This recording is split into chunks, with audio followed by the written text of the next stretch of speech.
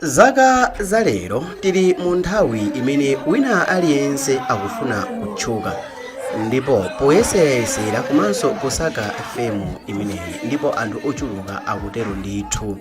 Koma anthu ambiri akupanga chinthu chilichonse chimene iwowa akhoza kukwanisa kuti achite ndi cholinga chakuti iwowa ziyendere basi. Anyamata ambiri akumagwiritsa ntchito ndalama kuti atchuke makamaka polipira ma promoters aluso. Mu video ya msiku la lero tikhala tikuona njira zosiyanasiyana zimene anthu amagwiritsa ntchito kuti atchuke. Dzina langa ndine Sam Vita, tiyentikale limodzi.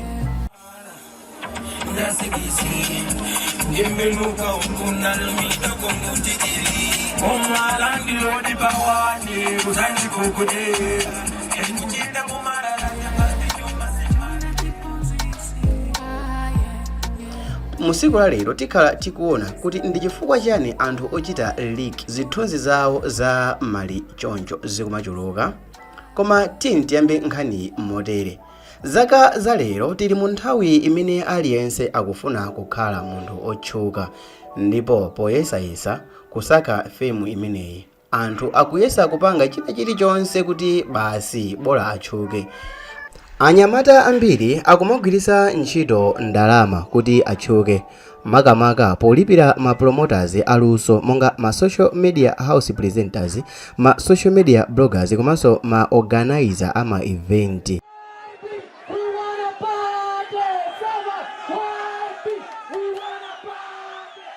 Pamene asikana ambiri akumagwiritsa ntchito kukongola kwawo komanso maliseche posinthanisa ndi kutchuka. Izitu zimatero pogonana ndi ma music producers, ma videographer, ma promoters ama media house, ma social media event organizer ndi anthu onse amene amathandizirapo pa nkhani yokhuzana ndi luso kuti munthu atchuke. Komabe pofuna kukankhira kozama panopa asikana ayamba kumwaza zithunzi zawo komanso ma video clip olaula pa kanema poonesa maliseche kuma social media makamaka ku mtundu wonse wa amalawi kuti awaone ndipo kuti akhale topic kwa siku limenelo. Izi zikumachitika mwadaladala pofuna kutchuka basi. Asikana akumapanga izi mwadala ponamizira kuti munthu wina wapanga chipongwe powayalusa, koma zimene zili zinthu zadala chifukwa ndi zosatheka. Atsikana oyendera limodzi, ma best friends amene zochita zawo ambiriwa ndi zofanana, amene nkhani zawo iwowa ndi zinthu zofanana, amene onsewo ndi otchuka kupezeka mmodzi mwa iwo sabata ino maliseche ake ali pa mberewere ku social media. Kenako sabata inayo wina yonso maliseche ake ndi kuzaoneka anthu atanena kuti iyeyo woonesa zinthu zosakhala bwino, anthu atayamba kumunyoza ndi kuzapezeka kuti ma video enanso angapo ndi kutulukira munthu wake mmodzi yemweyo. Zinthu zake zooneka kuti zinazo zachita kujambulidwa tsiku limodzi, siku lofanana. Komanso pena pake anthu akumawachita blame amabungwe monga Konsoma komanso Makra po wayitana asikana amenewa mu zochitika ndi ma meeting ponena kuti awawa ndi aluso, ma influencers, ma artist. Izitu zikumalimbikitsa khalidwe loyipa komanso kupereka chithunzithunzi kwa asikana achichepere kuti ngati akufuna kutchuka ndiye kuti akuyenereka ayalike maliseche yawo ma social media. Komanso pali chinthu chimodzi chimene chili cha common mwa anthu onsewa. Anthu onsewa anatchuka mwa mistake. Iwowa is either anazindikiridwa ngati wina wake, anapasidwa identity ya wina wake, kapena anayankhula zachipongwe ku gulu la anthu ena ake, anthu ndikupezekano kuti ali naye pakhosi. Koma nkhani ndi yakuti nonse amene mukudziwa sikuti tingachite beat around the bush apa ayi. Nkhani ndi ya small wife komanso nzake uja amene amati Moraro the rapper. Komatu si okhawo, alipo asikana ochuluka, koma awawa ndi leading example ya topic yathu ya msiku la lero. Small wife anadziwika bwino pa show ina imene amati dating show imene imachitika pa Jacave imene imachitika pa Madness Entertainment imene yamecha kuti blind date, ndipo iwowa ndipo msungwana ameneye anadziwika chifukwa choyankhula mwano mokhadzula mnyamata wina kuti samadziwa kuchena. Iyeyi anali munthu mmodzi mwa asikana pa show imeneyi imene sankabisa chichewa, ankamulalatira munthu poyera, ndipo iyeyo anali wathamo ma 1-1. It doesn't matter because you're also short. I can't take you. That's okay. Exactly. So you will go with your boga t-shirt, which I put so much effort with my dress. Yeah, I don't want to mention the designer, but my dress, it costs so much. So you can come here with your Malaya boga, and you're coming here with fake Air Force. I mean, no, I'm so cozy. Exactly, but it's just okay. With your body, with your nkobe, just okay kumazova. It's all fake. Exactly. Kenaka anthu anamuchita notice ndikuyamba kumakamba nkhani izokhuzana ndi iye, ndipo motengera ndi anthu amene ankamuchita pampo mu nthawi imeneyo, amene ankamupopa mu nthawi imeneyo, anthu anayamba kumagawana zisudzo zake ma social media, anayamba kumajambulidwa pena paliponse pamene angayende iyeyi, anayamba kukhala topic. Koma mukafunsa zaluso la modeling ndikhonza kuyankhula kuti lilimo, komabe still more image imene anapereka inali yachipongwe. Iyeyo anazadziwikanso bwino kwambiri kuti iyeyi acting amatha, ndipo umodelo ukhonza kumukhala iyeyo mwamtima bisi amene anachita model mu nyimbo ya Lulu ija amati Kechem. Nyimbo imene ija inamuyika pa mapu ndipo kumuonesa kuti msungwanayo ngakhale anthu ambiri amamuona ndi negative eye, koma luso lilimo ndithu. Nyimbo ija itatuluka chilichonse chinakhala bwinobwino kufikira mu nthawi imene anapanga mistake yake. Msungwana wina amene timuona mu nthawi ndi uyu amene timati Moraro the rapper, amene dzina lake lapansonko ndi Hope.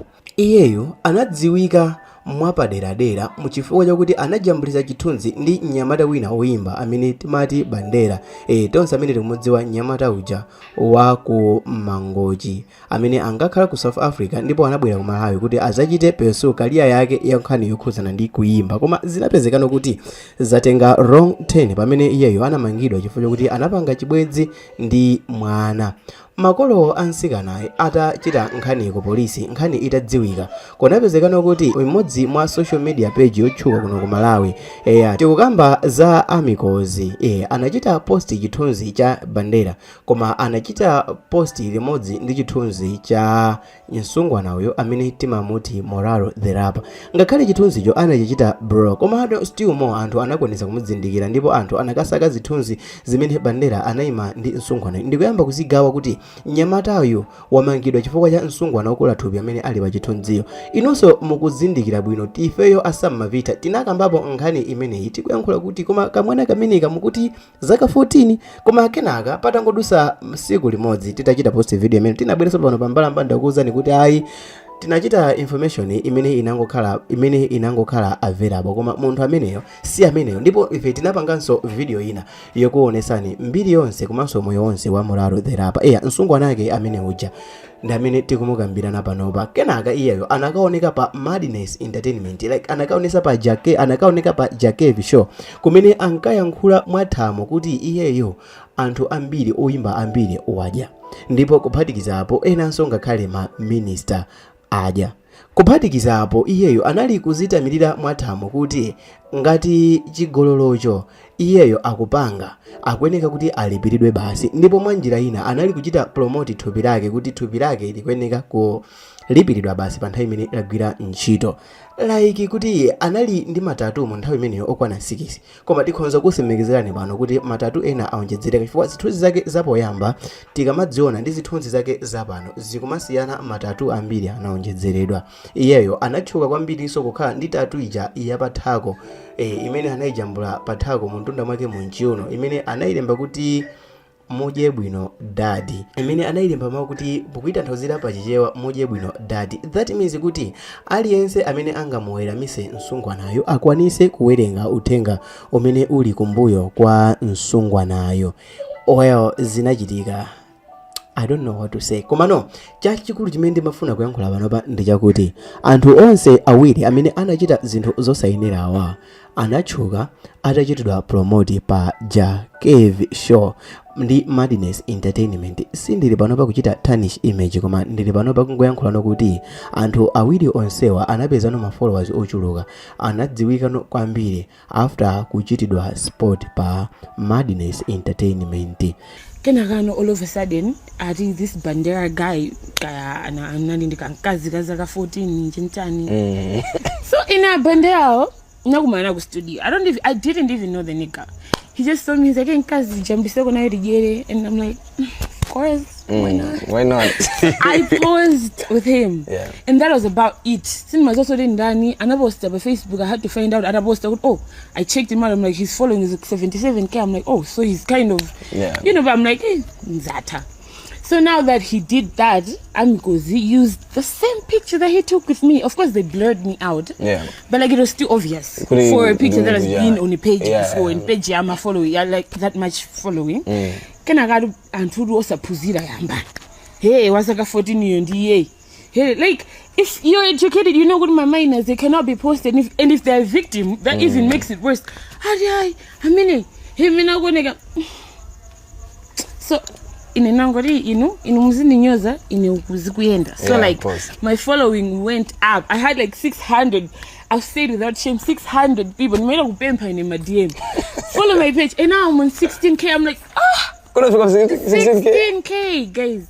And it's like God in God great. Works in mysterious ways.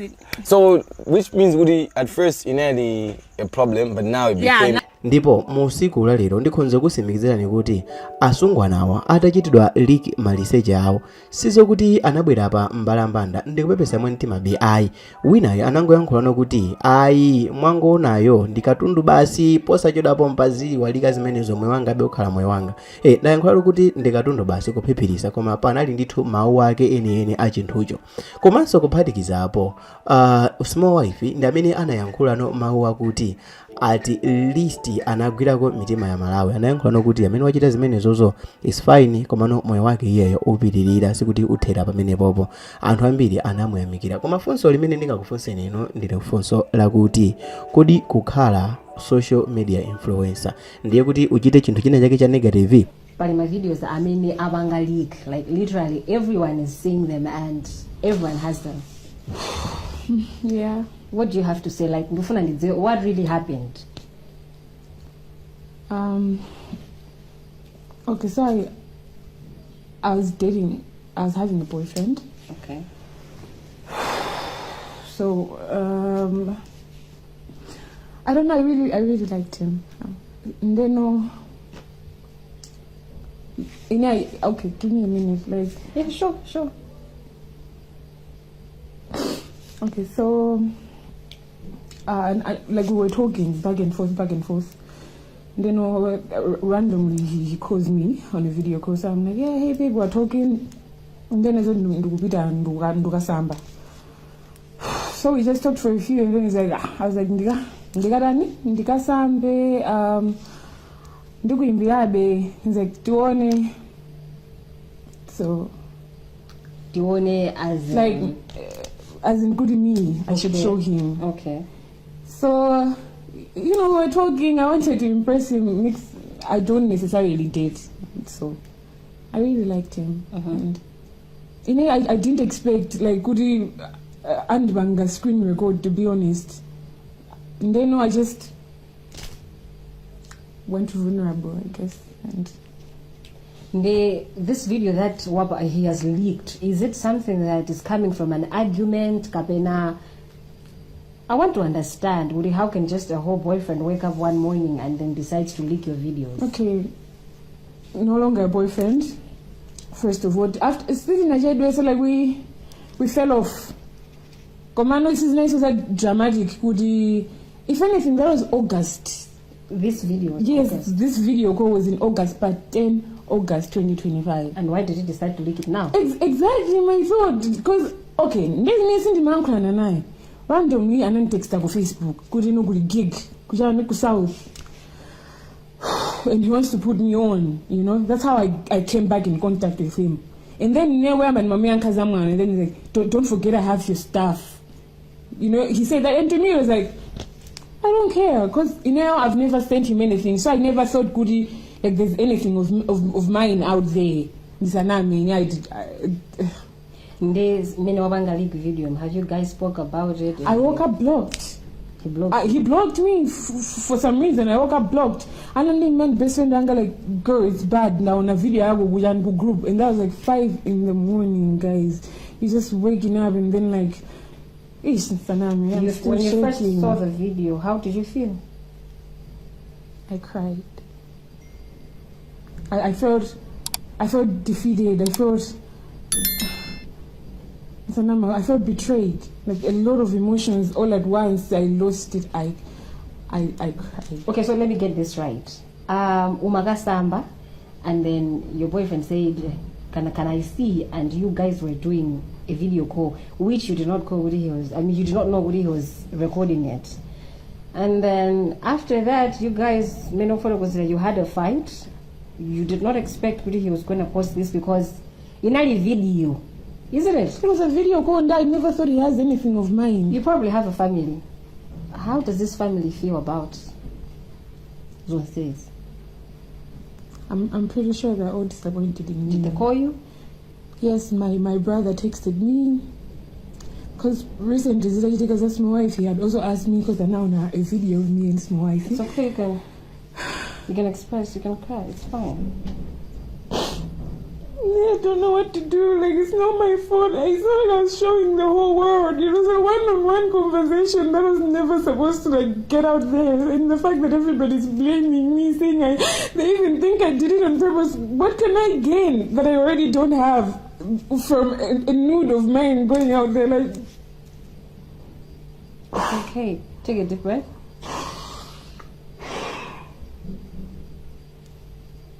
Even people want me to be mean to myself, like just because I'm acting nonchalant on social media, they're bullying me all over. What do you want me to do? Okay, my post on your platform after this video. Is it you reacting to the heat? Kabena, it's like, is this an act? Are you acting because video jabanga leak and then ubanga posts into Facebook bag like ukutukwa and whatnot? Okay, first of all, like I'm not going to be mean to myself. I'm being held accountable. Sindukanet. No, people expect if you're mean to me already, why should I be mean to me too? Like I'm all I have right now. So I'm not going to go on social media and feel bad for myself on social media. No, I'm going to uplift myself because then what? Yes, I regret it, but now what? You know, I cannot keep saying, like, bullying myself as well. No, I don't have to. So I'm just going to have to act kuri. You're bullying me. Fine, I don't care. I want to not care so bad. Can we disclose this guy? Like, we want to know him. Who he is. Where does he stay? He's in South Africa right now. The last time I was contacting him, he was in 49 and Lilongwe. I already posted him on my page anyways. And I'm going to sue him because what was the point? What was the reason? Did he do it out of anger? I don't even know. And like I said, we fell off way back from August. It didn't even like last after that. So like, and if the right time was then to do it. Like all of a sudden now, just because I'm not giving him the attention that he so much craves, he feels good. He has to have my video out there. In your last podcast, I remember you talked so much about men. You cannot date, what not? What changed?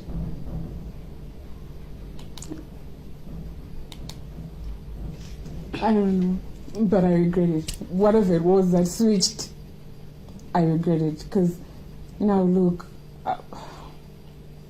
Figure time any video kufika this time. has it impacted you, career yako? Have you received calls that you've lost some business deals? What? Not yet. No, just bullies. For some reason, I'm getting a lot of just messages from random people just being mean, but it's fine. You're responding to them, or no? Some I'm blogging. Okay. Some I'm just not even paying attention at all. Before I leave, what do you feel are the last words that you want people to know?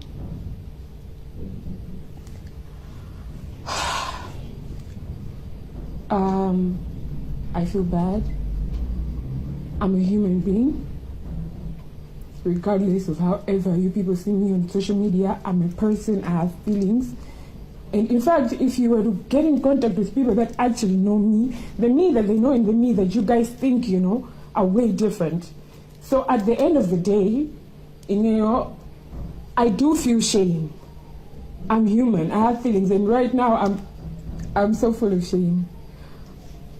I'm ashamed that this happened, and I regret that I was too naive enough to like expose myself to this man like that. But at the same time, that does not define the person that I am. Behind the scenes, I'm just a normal girl who's just trying to get by and just get her career out there. That's all I wanted. I never wanted anything like this to happen, and I never expected anything like this to happen. And I make sure to not put myself, well, now it's not going to sound as believable, but I have been trying, because if not, it would have happened way back. But all I can say is that it will never happen again. And to the people out there, don't do it. It's not worth it. Don't do it. Taonapo ku nkhani yakhuzana ndi oyimba ena anachoka atanyoza anzawo. Taonapo ku entertainment oyimba ena anachoka, nyimbo zawo zinachoka atabwera pa social media ndi kuzalira. Taonapo oyimba ena atabwera pa live kupepesa ndi kuzalira, anthu nkuyambanso kuwakonda. Kodi nanga asungwana kuti tiakonde? Ndiye kuti mpakana tichite kuona thupi lawo lonse opanda zovala.